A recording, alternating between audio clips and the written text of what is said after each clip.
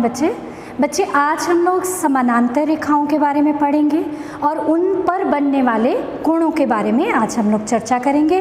तो सबसे पहले समानांतर रेखाओं के बारे में आपने बहुत पहले 7 से ही पढ़ रखा है कि वो दो रेखाएं जो कहीं ना मिलें उन्हें हम लोग क्या कहते हैं, समानांतर रेखाएं कहते हैं। और समानांतर रेखाएं जो कभी नहीं मिलती हैं और जिनके बीच की दूरी सदैव समान रहती है, ठीक है, these are called parallel lines. Okay, अब हम इस पर एक त्रियक रेखा खींचते हैं। जब हम एक त्रियक रेखा खींचते हैं तो इस पर बच्चे कोण बनते हैं। मैंने पहले भी आपको 7th में भी बताया था, लेकिन एक बार 9th में फिर से इस चीज़ को क्लियर करने वाली बात है कि इस पर कौन कौन से कोण बनते हैं, जिन पर हम कुछ स्वसिद्ध पढ़ेंगे और कुछ थ्योरम्स भी जिन पर बनाई जाएंगी। तो सबसे पहले हम लोग जानेंगे संगत कोण। संगत कोण, करेस्पॉन्डिंग एंगल्स कहा जाता है इंग्लिश में इसको। ये कोण और ये कोण, कहने का मतलब पैरेलल लाइन की ऊपर जो त्रियक रेखा खींची है उसके एक ही ओर और एक ही तरफ, ये ऊपर की ओर है तो ये भी ऊपर की ओर, ये दोनों कोण आपस में समान होंगे। यानी कि अगर ये 60 डिग्री है तो ये भी 60 डिग्री होगा। सिमिलरली ये कोण, ये भी और ये भी आपस में बराबर होगा। सॉरी, ये अधिक कोण है तो इसको 120 लेते हैं, और यहाँ पर 60 डिग्री है तो ये भी 60 डिग्री होगा। ठीक है, तो ये संगत कोणों का एक जोड़ा हो गया। इसको हम लोग नेमिंग कर सकते हैं angle 1, angle 2, angle 3 and angle 4। Similarly नीचे की तरफ, पैरेलल लाइंस के नीचे की तरफ, this angle and this angle, ये दोनों कोण भी आपस में 1 2 3 4 हो गया, देन ये 5 एंड 6। इसी तरह ये कोण भी हो गया और ये कोण भी हो गया, तो ये हो गया 7, है ना। 4 एंड 7, 5 एंड 6, सॉरी ये 4 है तो इसका नाम हम लोग 8 रखते हैं। 7 एंड 8, 5 एंड 6, 1 एंड 2, 3 एंड 4, यानी कि पैरेलल लाइंस के ऊपर बने हुए कोण आपस में बराबर, या फिर पैरेलल लाइंस के नीचे बने हुए कोण त्रियक रेखा के द्वारा ये आपस में बराबर होंगे। इन कोणों को हम लोग क्या कहते हैं, संगत कोण कहा जाता है, corresponding angles. These are called corresponding angles. ठीक है, इसे कहा जाता है करेस्पॉन्डिंग एंगल्स।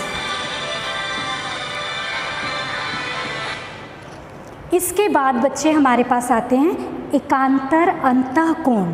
एकांतर अंतःकोणों को समझने के लिए फिर से हम लोग समानांतर रेखाओं पर एक त्रियक रेखा डालेंगे और समानांतर रेखाओं पर एकांतर, ठीक है, alternate this side and this side, alternate interior angles, यानी कि एकांतर अंतःकोण। ये अल्टरनेट है, एक इधर है तो दूसरा इधर है। हम लोग कहते हैं इसको साधारण भाषा में जेड बनाता हुआ कोण, तो एक इधर और एक इधर, इसे कहते हैं अल्टरनेट एंगल्स। एंड देन इस साइड में ये भी अल्टरनेट इंटीरियर एंगल्स, अंदर की तरफ, बाहर नहीं है, ये ऊपर या नीचे नहीं है, ये चारों कोण अंदर बन रहे हैं, लेकिन बराबर कौन कौन सा होगा, अल्टरनेट बराबर होंगे। ये इसके बराबर होगा और ये इसके बराबर होगा। इसको हम लिखेंगे 1 एंड 2, 3 एंड 4। इसे क्या कह जाते हैं, एकांतर अंतःकोण।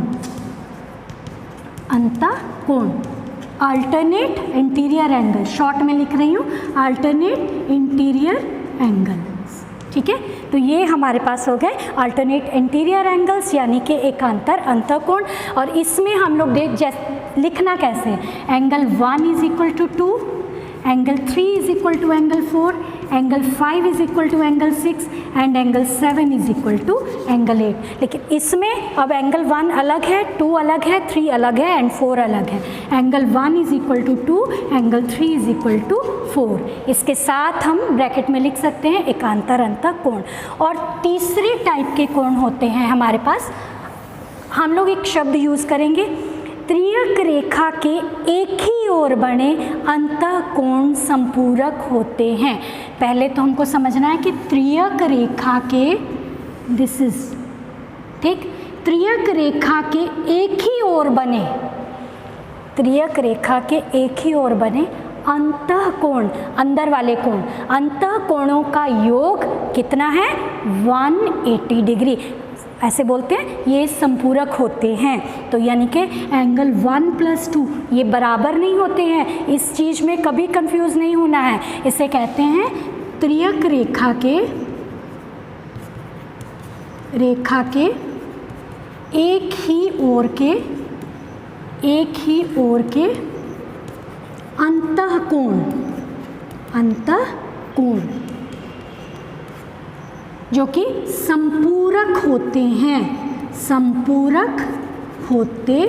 हैं, ठीक है। अगर हम इसमें नेमिंग करते हैं एंगल 1 और एंगल 2 तो ये दोनों का योग कितना होगा 180 डिग्री। इसी तरह इन दोनों का योग कितना होगा 180 डिग्री। बहुत सारे बच्चे लिखते हैं त्रियक रेखा के एक ही ओर के कोण बराबर होते हैं। नेवर, कभी भी वो बराबर हो ही नहीं सकते हैं, है ना। इसलिए इन दोनों का योग आपस में 180 डिग्री, इधर वालों का अलग से और इधर वालों का अलग से 180 डिग्री होता है। तो अभी हम लोगों ने 3 टाइप के एंगल्स पढ़े।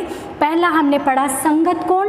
संगत कोण मैंने बताया करस्पॉन्डिंग एंगल, त्रियक रेखा के एक ही ओर पैरेलल रेखाओं के या तो ऊपर बने हुए दो कोण, एक इस पर एक इस पर, या फिर नीचे की ओर बने हुए कोण आपस में बराबर होते हैं किसी भी ओर। त्रियक रेखा के इधर भी हो सकते हैं, त्रियक रेखा के इधर भी हो सकते हैं। दूसरा हमने पढ़ा एकांतर अंतःकोण। एकांतर अंतःकोण में एकांतर अल्टरनेट, यानी कि एक इधर तो दूसरा इस साइड में, तो इन दोनों कोण जो है आपस में बराबर होंगे। इसी तरह 3 और 4, लेकिन ये अंतःकोणों की बात हो रही है, बाह्य कोणों की बात नहीं हो रही है। इसी प्रकार हमने तीसरा पॉइंट पढ़ा है त्रियक रेखा के एक ही ओर के अंतःकोण संपूरक होते हैं। संपूरक जानते हो ना, ऐसे दो कोण जिनका योग 180 डिग्री हो उससे हम लोग संपूरक कहते हैं। Then that is called 1 + 2 = 180 degree and 3 + 4 = 180 degree. अब मैं तुम लोग को कुछ हिंट देती हूँ, कुछ सवाल देती हूँ, जैसे ऑब्जेक्टिव आपके एग्जाम में आएंगे।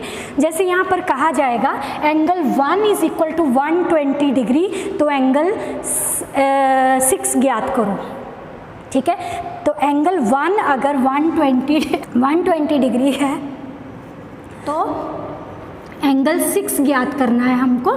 तो इसके लिए हमको क्या करना पड़ेगा, ये कोण और ये कोण आपस में बराबर होंगे क्योंकि ये कौन से कोण है संगत कोण, ये भी 120 होगा। अब देखो ये रैखिक युग्म है, पिछले चैप्टर में हमने पढ़ा कि रैखिक युग्म 180 डिग्री के होते हैं। ये 120 तो ये एंगल 60 कितने डिग्री होगा 60 डिग्री, यानी कि ये दोनों का योग 180 होना चाहिए। इस तरह से हम लोग एंगल 60 निकाल सकते हैं।